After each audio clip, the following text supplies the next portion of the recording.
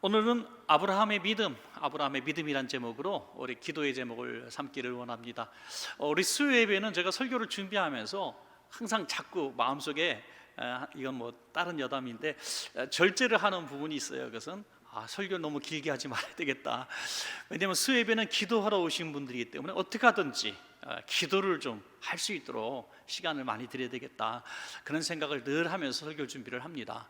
그래서 오늘 찬양도 그렇고 우리가 기도도 그렇고 말씀도 그렇고 모든 중심은 사실 우리가 오늘 수요 예배만큼은 하나님 앞에 정말 부르짖어서 하나님을 만나고 또 응답도 받고 치료도 받고 하는 귀한 그런 역사가 있기를 사모하는 마음으로 또 말씀을 증거하게 됩니다. 그래서 우리가 말씀을 들으실 때에도 어떻게 하면 내가 기도의 제목을 거기서 찾아볼까, 우리 그런 마음으로 말씀을 들으시면 좋겠습니다. 사도 바울은 오늘 로마서 4장을 통해서 우리 함께 읽으신 본문 전체를 통해서, 그리고 그 이후에 한 4장 전체를 통해서 아브라함에 대한 얘기를 하고 있는데요, 아브라함의 특별히 구원받은 그 믿음에 대해서 말씀하고 있습니다. 오늘 함께 읽으신 로마서는 신약 성경이죠. 창세기에 많이 등장하는 이 아브라함을 또 이 로마서에서 거론하는 이유가 뭘까요? 사도 바울은 오늘 그 율법주의에 찌들어 있는, 율법으로 행위로 구원받는다고 생각하고 있는 유대인들에게 아브라함의 예를 드는 이유는, 아브라함은 율법의 행위로 구원받은 것이 아니라는 것을 이렇게 피력하고 있는 것이죠. 왜냐하면 아브라함을 얘기를 들으면 모든 이스라엘 백성은 꼼짝 못하거든요. 절대 선처럼 생각하는 분이기 때문에 아브라함, 모세, 다윗, 이름을 건드릴 수 없는 존귀한 이름들이죠. 그렇기 때문에 그분을 예화로 들어서 구원으로, 믿음으로 얻는 구원에 대해서 이렇게 논하고자 하는 것이죠. 반론을 제기할 수 없습니다. 사도 바울은 거기서 조금 더 부족했는지 중간 5절 6절 부분에 이 다윗이 얘기했던 그런 내용들까지도 포함시켜서 다윗까지 말씀하고 있습니다.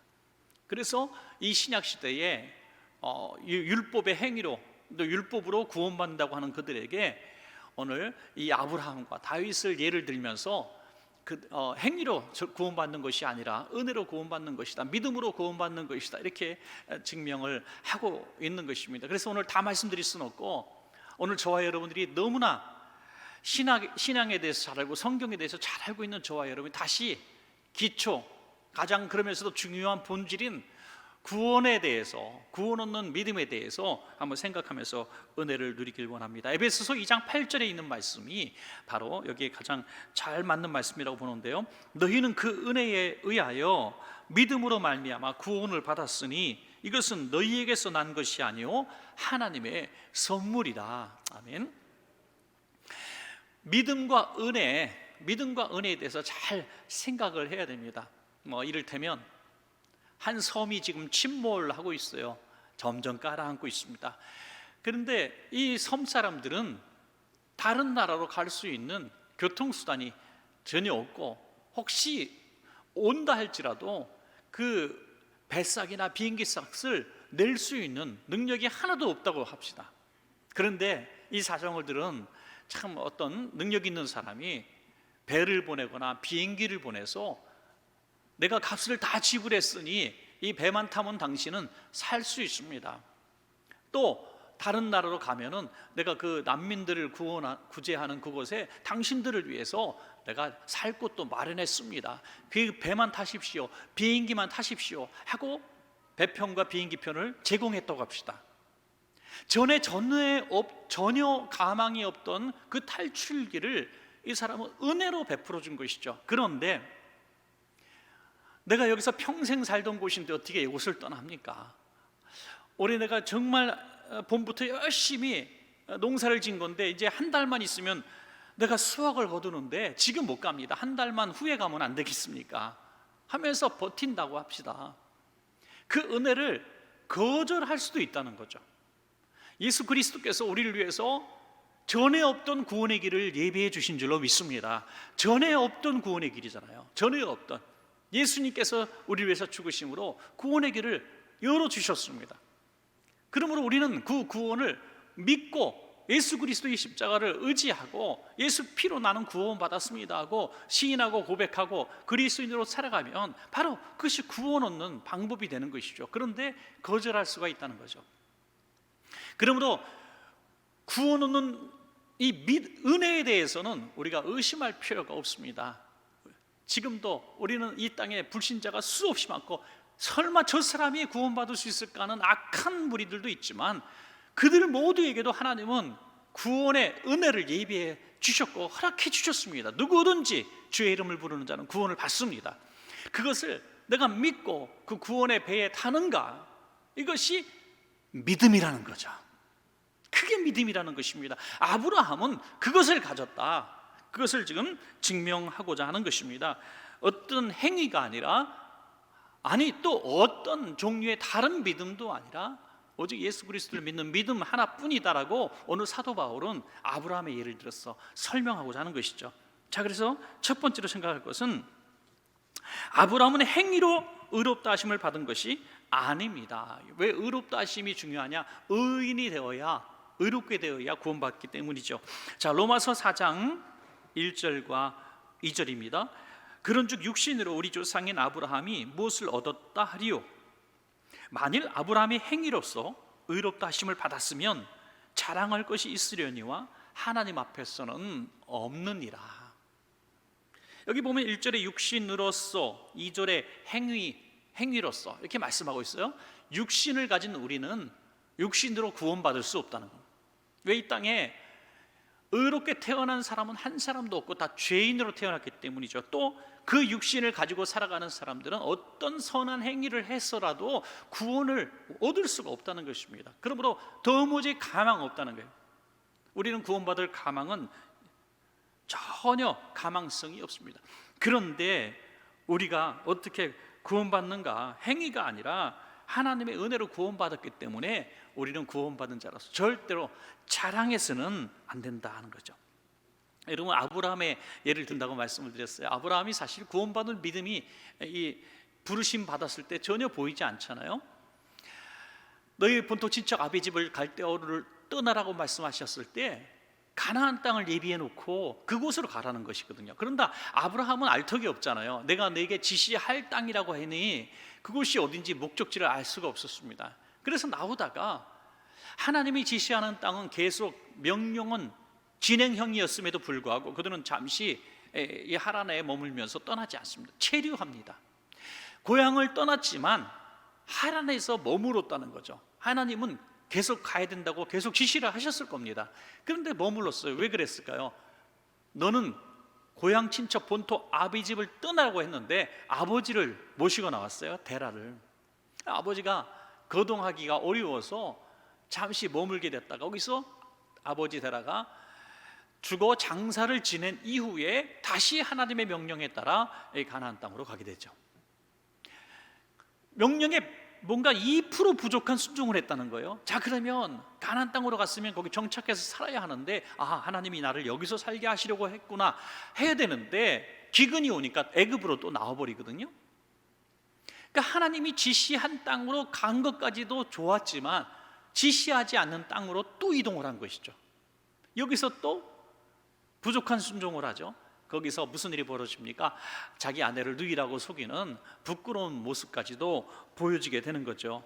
그런 아브라함이었습니다. 뭔가 2% 부족한, 2%라서 정말 100%에서 2% 뺀 게 아니라 뭔가 좀 부족하다, 그런 뜻이겠죠. 뭔가 좀 부족한 순종을 했다는 것입니다. 자, 완벽한 순종을 해서 흠없이 구원을 받았다면 자랑할 게 있습니다. 그런데 흠이 많아요. 그래서 자랑할 수가 없습니다. 자, 그러면 어떤 행위로 구원받은 것이 아니면 무엇일까요? 로마서 4장 3절 말씀에 성경이 무엇을 말하느냐? 아브라함이 하나님을 믿음에 그것이 그에게 의로 여겨진 바 되었느니라. 아멘. 행위는 불안정한데 믿었다는 거예요. 행위는 불안정한데. 여러분, 우리가 참 이 말씀에 은혜를 받습니다. 얼마나 위로를 받는지 몰라요. 우리 성도님들 모두가 오늘 적어도 수요 예배 나오시는 분, 오늘 영상으로 이 수요일 날 또 예배하시는 분들, 정말 대단한 믿음을 가지지 않았습니까? 최근에도 외국에서 잠깐 방문한 분한테 듣고 제가 중요한 얘기구나 하고 은혜를 받았던 게 뭐냐면, 그분은 외국에서 혼자 계시는데 제가 이제 영상 설교를 오랫동안 이 코로나 시기에 하면서 지방에 계신 여러분, 해외에 계신 여러분 이렇게 얘기할 때 해외에 계신 여러분 하는 순간에 눈물이 핑 돌기 시작한다. 본인을 기억하고 있다는 게 너무 고맙다는 거예요. 저는 그분이 어디에서 뭘 하는지 여러 곳에 계시기 때문에 한 분 두 분을 지칭한 게 아님에도 불구하고 해외에 계신 여러분 오늘도 영상 예배 참여하셔서 반갑습니다 했대 너무 감동을 받았다는 거죠. 여러분, 우리가 하나님 살아계신 거 분명히 믿고 하나님이 천국을 예비하신 것도 믿고 너무 우리가 신앙생활의 어떤 방법도 잘 알고 있습니다. 어떻게 살아야 한다는 것도 알고 있습니다. 그런데 아브라함과 같이 늘 2%가 아니라 20%, 80% 부족한 신앙생활을 한다는 거예요. 그렇게 하시는 이유가 뭘까? 하나님 우리를 내 노력으로 내가 신앙생활 잘해서 구원받았다고 자랑하지 못하게 하려 하심이라는 것이 얼마나 위로가 되는지 몰라요. 하나님을 그럼에도 불구하고 나는 하나님을 믿습니다라고, 내 삶은 부끄럽지만 나는 그러나 하나님을 믿습니다. 난 예수님을 사랑합니다. 마치 베드로가 그 엉망진창의 삶을 살았음에도 불구하고 나 주님을 사랑합니다. 내가 나를 사랑하느냐 할 때 그렇게 번데기처럼 뻔뻔스럽게 3번씩이나 내가 주님을 사랑합니다라고 고백할 때 예수님은 그것을 믿어주셨다는 거죠. 그것을 의로 여기셨다는 것입니다. 얼마나 고마운 일입니까, 여러분? 그런 변치 않는 주님의 믿어주심에 따라서 우리는 신앙생활에 정말 행위로서 얻는 구원에 대한 이 자유로움을 누릴 수가 있다는 것입니다. 여러분, 이렇게 한번 시간적으로 줄을 긋다면 여기는 예수 믿기 전이고 여기는 예수 믿은 다음이고 여기서는 우리의 영원한 하나님 나라 가는 그 순간이라고 합시다. 예수 믿기 전과 주님 나라 가는 순간까지 우리가 중간에 뭐가 있어요? 주님을 인격적으로 만나고 구원의 확신을 얻게 되는 그 중요한 어떤 인생의 전환점이 하나 있겠죠. 자, 그러면 우리의 구원은 어디 있는가 하는 것이죠. 우리의 구원이 믿음으로 얻는 이 포인트에 있는 것이지, 이전에 아무리 우리가 선한 삶을 살거나 예수 믿고 나서 선한 삶을 살았다고 되는 것이 아니라는 거예요, 절대로. 그러면 우리가 믿음으로 구원을 얻는 그 순간이 어디 있느냐, 이게 정말 중요하다는 거죠. 예수 믿기 전이나 예수 믿기 후에 있었던 수만 가지 선행들이 내 구원에 대한 어떤 역할도 할 수가 없다는 거죠. 왜? 구원은 하나님의 선물이기 때문에 시간의 문제가 아니라는 것입니다. 우리가 포도원 비유를 통해서 5번에 걸쳐서 일꾼들을 부르잖아요. 하루 종일 수고한 사람과 단 1시간 수고한 사람의 결과는 동일하다는 거죠. 결과는 동일한 한 데나리온, 이 한 하루에 일당을 받았다는 거죠. 그 주님의 것으로 준 것이 누구에게도 왜 그렇게 했습니까? 라고 주님의 것을 가지고 주님이 뜻대로 한 것이기 때문에 말할 수 없는 것입니다. 그러므로 구원은 동일한 은혜의 선물이라는 거죠. 상급의 차이가 있을지언정 구원의 은혜는 동일하다는 것입니다. 여러분, 여기서 주님께서 우리에게 정말 이렇게 하시는 이유가 뭔가 잘 생각해야 합니다. 수많은 신앙생활의 갈등, 또 교만, 바리새인 같은 이런 어떤 외식 신앙, 교회 안에서 서로 정죄하고 다투고 분쟁하고 깨어져가는 수만 가지 문제들이 어디서 나오는가? 구원의 문제에 있지 않고 행위의 문제에 있다는 거죠. 행위의 문제. 이 행위에 대해서 구원 얻는 것처럼 마치 이렇게 중요하게 여기기 때문에 이렇게 싸운다는 것입니다. 어떤 노 목사님께서 오래전에 하셨던 말씀이 아주 오랫동안 마음에 남아요. 어떤 죄악을 저질렀거나 어떤 끔찍한 일을 저질렀을 때 회개하는 사람 앞에서는 똑같이 해야 된다는 거예요. 그분 앞에 똑같은 얘기를 해줬다는 겁니다. 성도님, 집사님, 그렇게 생각하지 마세요. 저도 집사님이나 나나 똑같이 하나님 앞에서는 조금 더 차이가 나지 않는 죄인입니다. 예. 저는 참 얼마나 이 신학적으로 한치의 틀림이 없다고 봅니다. 만약에 어떤 분이 끔찍한 죄를 저질러 저한테 와서 목사님 제가 사람을 죽였습니다, 아니 제가 끔찍한 죄를 졌습니다, 이런 얘기를 하면 제가 눈이 이렇게 커지면서 아이고 무서워라, 정말 그러셨습니까? 벌벌 떨고 그렇게 해야 되겠습니까? 만약에 그분 손을 잡고 그러셨어요, 집사님이나 저나 성도님이나 저나 정말 세상에서는 당신은 죄인이고 나는 죄 없는 의인이라고 말할지 모르겠지만 하나님 보실 땐 똑같은 죄인입니다, 이렇게 말할 수 있다는 것입니다. 이것이 바로 아브라함을 행위로 구원받게 하지 않으시고 그냥 하나님을 믿는 이 믿음으로 구원받게 하시려는 하나님의 계획이다, 뜻이다 하는 것입니다. 여러분 꼭 기억하십시오. 우리가 하나님 앞에 충성하고 헌물 드리고 또 하나님 사랑의 증거들을 보이고 죽도록 충성하고 전도하고 봉사하고 우리가 시간 났을 때 이 수요예배 힘든 시간에 와서도 부르짖고 기도하고 섬기고 이런 모든 것들은 구원받기 위해서 한 것이 아니라 하나님의 은혜에 감사해서 하는 일로 믿으시면 아멘. 그렇다는 거예요. 그렇게 될 때에 내가 이만큼 기도했으니까 하나님 복 주셔야지, 내가 이만큼 충성했으니까 천국 당연히 내 거야지, 이렇게 생각해서는 안 된다는 거죠. 하나님의 주시는 구원은 오직 믿음으로 얻는 구원이고 그 이후의 삶은 믿음으로 구원 얻은 자다운 감사의 모습이다 하는 것입니다. 자, 마지막 두 번째로 아브라함은 율법으로 의롭다 하심을 받은 것이 아니다, 이렇게 말씀하고 있어요. 왜 율법을 얘기를 할까요? 그 당시에 오늘 사도 바울이 이 말씀을 말씀하실 당시에는 이 행위에 대해서 가장 중요하게 생각하는 것이 바로 율법이었기 때문이죠. 율법을 그대로 잘 지키면 구원받고, 율법을 지키지 못하면 하나라도 어기면 구원받지 못한다. 그 결과는 율법을 지킬 수 있는 사람은 한 사람도 없기 때문에 결국 모두가 구원받을 수 없다, 이런 결론에 도달할 수밖에 없는 것이죠. 그래서 그들은 외식하는 신앙을 살 수밖에 없었던 거예요. 마치 율법을 100% 지킨 것처럼 말이죠. 그리고 뒤에서 딴짓들 하면서도 율법을 지킨 것처럼, 실제로 도둑질하지 않으면 이 율법을 지킨 거라고 말할 수 있겠지만 그 삶 가운데 얼마나 많은 도둑질이 있었겠어요. 작은 것부터 큰 것까지. 그러므로 하나님 앞에서는 전부 다 구원받을 수 없는 죄인이죠. 그 굉장히 중요한 잣대 중에 하나가 이 할례라고 하는 것이죠. 자, 그 할례에 대해서 뭐라고 말씀하십니까? 로마서 4장 오늘 뒷부분에 보면 9절부터 10절입니다. 그런즉 이 복이 할례자에게냐 혹은 무할례자에게도냐, 무릇 우리가 말하기를 아브라함에게는 그 믿음이 의로 여겨졌다 하노라.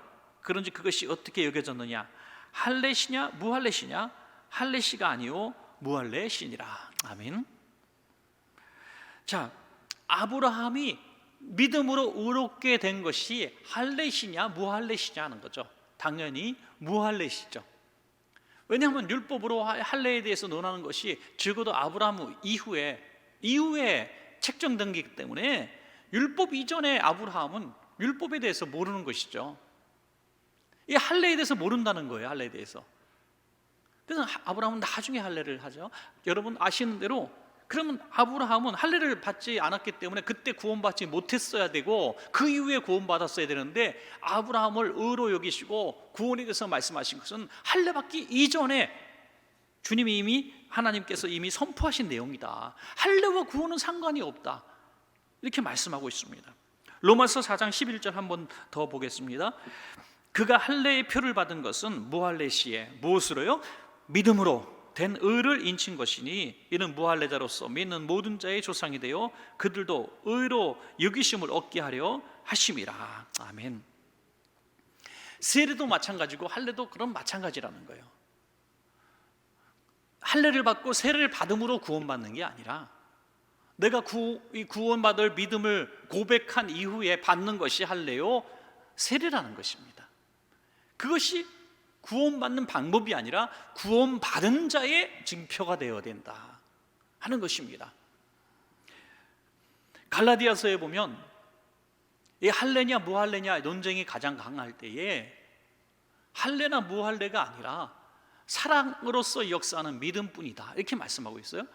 할례냐 무할례가 중요한 게 아니라 믿음이 중요한데, 믿음으로 얻는 구원에 대해서 말씀하면서 그 믿음은 사랑을 통해서 증명되는 믿음이어야만 한다 이렇게 말씀하고 있어요. 겉으로 내가 할례를 받았으니까 구원받았습니다, 내가 세례를 받았으니까 구원받았습니다 이렇게 얘기하는 것이 거짓이라는 것이죠. 믿음으로 구원받는데, 그러면 내가 믿습니다 하면 무조건 구원받는가? 아니라는 거예요. 그 믿음이 증명이 되어야 된다는 거죠. 그 증명이 세례나 또는 할례가 아니라는 거예요. 사랑이라는 거, 사랑.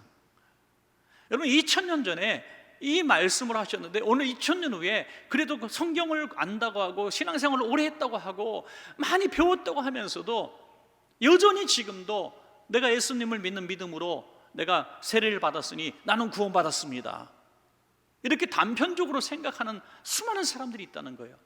물론 대부분 맞는 말이기도 합니다. 그러나 그것이 구원받은 것과 구원받지 못한 것에 100% 확신 있게 우리가 그렇게 증명을 결정으로 내릴 수는 없다는 거죠. 분명히 믿음으로 얻는 구원임에도 불구하고 그 믿음의 증거들을 보여줘라 라고 말씀하고 있는 것입니다. 그래서 저는 마지막 세 번째 결론적으로 이 말씀을 꼭 덧붙여야 된다고 생각합니다. 아브라함은 행동하는 믿음으로 의롭다 하심을 받았습니다. 여러분. 이게 중요하다는 거죠. 행동하시는 믿음으로. 어떤 행동입니까? 뭐 크게는 이 하늘의 별처럼 바다의 모래처럼 많이 너희 자손을 주겠다고 이 말씀이 선포된 이후에 적어도 25년 동안 이루어지지 않아요. 그러나 25년이 지났음에도 불구하고 전혀 그 믿음이 약하여지지 않은 믿음이었다. 이게 25년을 변치 않는 믿음이 바로 믿음의 증거가 되었다. 증거가 되었다는 거죠. 그래서 오늘 본문에서 율법과 구원엔 전혀 상관관계가 없다. 사도 바울은 아주 그 당시에는 상상할 수 없었던 폭탄과 같은 발언하는 거예요. 율법으로 할례로 구원받는다고 지금 필대 세우면서 주장하고 있는 기득권자들 앞에 야, 니네가 존경하는 아브라함 봐. 아브라함이 할례로 구원받았어? 그러니까 할 말을 잃어버린 거잖아요. 자, 로마서 4장 16절에 그러므로 상속자가 되는 것은 그것이 은혜에 속하기 위하여 믿음으로 되나니 이는 그 약속을 그 모든 후손에게 굳게 하려 하심이라. 율법에 속한 자에게뿐 아니라 아브라함의 믿음에 속한 자에게도 그러하니 아브라함은 우리 모든 사람의 조상이라. 아멘. 그들에게 이야기하는 것입니다. 우리 모두 아브라함의 후손들이 아니냐. 아브라함의 후손들이. 그러므로 아브라함이 그렇게 구원받았으니까 우리도 그렇게 구원받는 거야 라고 말씀합니다. 2000년 지난 오늘 저와 여러분에게도 동일하게 말씀하는 거예요. 많은 신학의 공부가, 많은 성경적 공부가, 많은 신앙의 연조가 오히려 우리의 구원의 길을 막 헷갈리게 만들고 혼미하게 만드는 거예요. 여러분 참 우스운 얘기 같지만 참 불행한 사실은 목회자도 신앙의 연륜이 높은 중직자도 가끔 헷갈린다는 거예요. 내가 구원받은 건가? 그러니까 지나가는 사람이 구원파 같은 사람이 구원받았습니까? 하니까 솔깃해. 진짠가? 궁금하기도 하네. 헷갈린다는 거예요.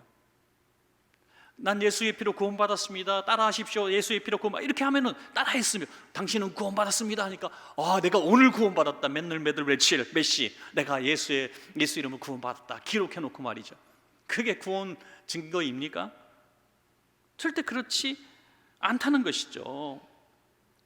그러므로 아브라함을 생각해봐라. 이거 아브라함 율법으로 구원받은 것도 아니고 행위로도 구원받은 것도 아니고 뭘로 구원받았느냐? 바로 믿음으로 구원받았는데 그 믿음의 길은 하나님이 은혜로 열어주신 은혜의 선물이고 그걸 딱 붙잡았다는 거예요. 그 은혜의 선물로 구원을 받으니 처음에는 이렇게 2% 부족한 순종을 하고 엉망진창으로 살았고 아내를 누이라고 속이고 가라는 곳에 가지 않고 머물라는 곳에 머물지 않고 멋대로 살았던 그가 어떻게 됩니까? 25년이 돼도 변화해지지 않는 믿음을 갖게 되더니 결국 어떤 모습을 봅니까? 그 100세에 낳은 귀한 아들 모리아산에 바치라니까 믿음으로 바치는 거예요. 믿음으로. 구원 얻기 위해서 그가 아들을 바치라고 했다면 하나님의 그런 명령이 모순이 있지 않아요? 하나님은 이미 그를 구원하셨습니다. 구원하신 이후에 그 구원을 만한 믿음의 증거를 보여라. 그건 갈라디아서 사랑이라고 말씀하고 있는 것이고, 오늘 아브라함의 경우를 통해서는 그 위에 행위로 드러나는 구원을 믿음에 관한 말씀하고 있는 거죠. 그러면 우리는 헷갈릴 필요가 없어요. 이제는 내가 예수 그리스도를 믿는, 천국을 믿고 있는 그 믿음이 만약에 하나님께서 너의 가장 소중한 것을 바쳐라고 했을 때 흔들리지 않고 바칠 수 있는 그런 순종의 결단에 행동하는 믿음을 가졌다면 구원 얻은 자인 것입니다. 할렐루야. 여기에 대해서 혼란스럽고 하나님이 살아계시면 이럴 수가 없어. 하나님이 어떻게 나한테 그렇게 명령할 수가 있어? 하나님 사랑의 하나님이시라며 무슨 자식을 바쳐? 여러분 상식적으로 생각합시다 하면서 회의를 결정하고 아내를 앉혀놓고 여러 종교 지도자들 앉혀놓고 목사님 이렇게 내가 명령을 받은 이게 사실입니까? 이게 하나님이 정말 맞습니까? 이렇게 했다면 우리는 신앙생활 할 수 없어요. 신앙생활은 이성과 경험과 상식과 지식을 뛰어넘는 거죠. 요즘에 가장 유행하는 언어 중에 하나가 빅데이터라는 것이잖아요. 빅데이터. 그래서 뭐 빅데이터, AI 뭐 이런 걸로 세계가 크게 변화하고 있고 출렁거리고 있습니다. 그래서 교회도 제가 뭐 그제도 세미나도 다녀왔습니다만은 오늘 굉장히 많은 목사님들의 어떤 코로나 이후의 목회의 화두는 바로 이런 정보입니다. 정보, 숫자, 정보, 통계. 이거 굉장히 앞으로도 유명한 직업 중에 하나가 바로 통계 쪽을 잘하는 사람인 것 같아요. 앞으로도. 근데 어쨌든 이 수학적으로 통계내고 이게 굉장히 빅데이터가 중요합니다. 뭐든지 중요합니다. 그런데 이 빅데이터가 얼마나 좀 활발한지 어떤 것을 정보로 얻냐면 우리가 검색하는 정보를 찾아내고 있는데 1분 동안 구글에 200만 건이 검색이 된대요. 구글 하나에. 트위터는 한 12만 건. 그래서 이 1분이라고 하는 짧은 순간에 200만 명이 검색을 해요. 그러니까 그것이 바로 빅데이터에 저장이 되는 어떤 방법을 개발하고 그것을 활용한다는 거죠. 그러니까 얼마나 이 시대에 순간순간 하루하루 많은 사람들이 원하는 거, 바라는 거, 쓰고 싶은 거, 먹고 싶은 거 다 파악이 된다는 거죠. 그래서 이런 것들을 통해서 앞으로도 교회가 이렇게 적응해야 되고 활용해야 된다고 얘기하는데 저는 그것을 뭐 어느 부분 동의하지만 절대로 몇 퍼센트 이상 그걸 신경 쓸 필요는 없습니다. 왜냐하면 성경은 율법으로 또는 행위로 구원받는 것이 아니라 보여지고 만져지고 이 데이터에 누적되는 그 정보에 의해서 결정되는 것이 아니라 보이지 않는 믿음으로 인하여 구원받기 때문이죠. 분명히 당신은 죽습니다 하는데 하나님의 은혜로 살아날 수가 있기 때문이죠.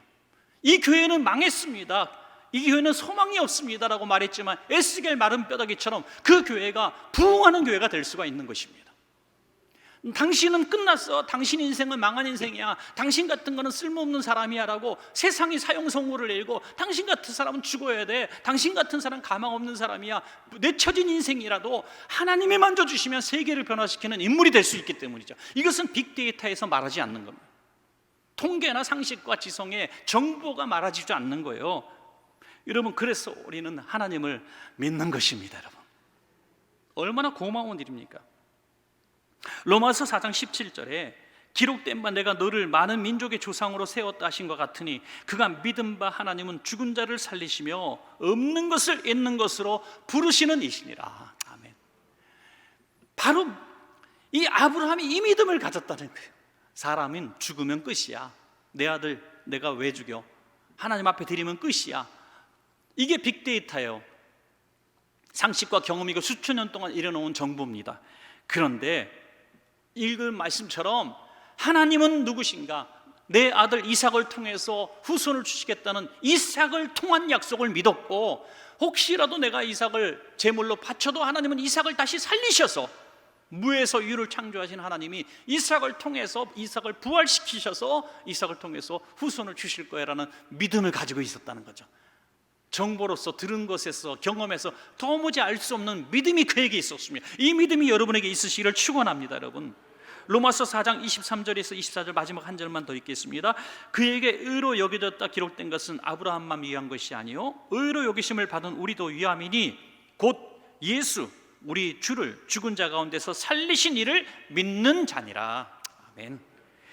죽은 자 가운데서 살리신 이를 믿는 믿음이 구원 얻은 믿음을 가진 사람의 증거다 이거죠. 오늘 이 믿음이 있으니 우리가 뭘 두려워하겠습니까, 여러분? 신앙생활 우리가 너무 어렵게 할 필요가 없습니다. 행위로 구원 얻는 것도 아니고 또 율법의 어떤 순종으로 구원받는 것도 아닙니다. 조심조심 외줄타기 할 필요가 없습니다. 우린 넘어지고 깨어집니다. 우린 늘 불안합니다. 우리는 교만할 수가 없습니다. 오늘 이렇게 은혜 받고 돌아가다가도 또 가면서 집 앞에서 또 누구랑 한판 붙을 수도 있는 거예요. 금방 이렇게 예배드리고 돌아가다가 또 아무개하고 또 싸울 수도 있는 거죠. 여러분, 우리는 항상 넘어집니다. 항상 깨어집니다.